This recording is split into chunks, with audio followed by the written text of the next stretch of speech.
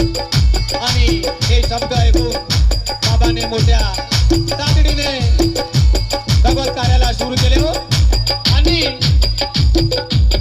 का म्हणत आहे सनाये कोणीचा 45 साली भगवताचा आपल्याला सर्वात केले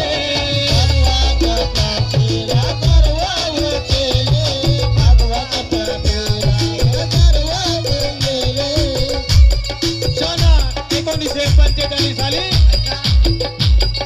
बाबाने भगवत कृपेला सुरुवात केली. दुसरे अनुभव आहे बाबाचे मोठे बंधू नारायणरावजी यांची मुलगी वीणा नावाची फार आजारी पडली होती हो. तिला मोठमोठाले फोडे झाले होते. त्या फोडे फुटून तिला मुंगशुद्ध लागले होते.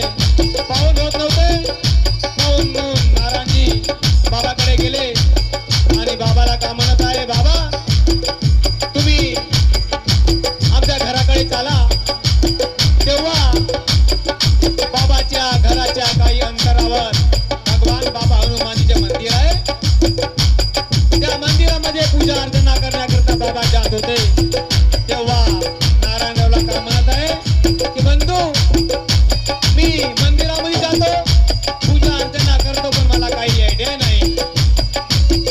तेव्हा नारायणराव आपल्या घरी वापस जातो आणि बाबाच्या शब्दावर विचार करतो आणि घरी जाऊन पाहतो तेव्हा त्या वीणा नावाची मुलीची प्रकृती फार गंभीर असते. तेव्हा बाबा त्या मंदिरामध्ये जाऊन भगवंताला विनंती करतो की भगवंता वीणा नावाची मुलगी फार आजारी पडलेली आहे.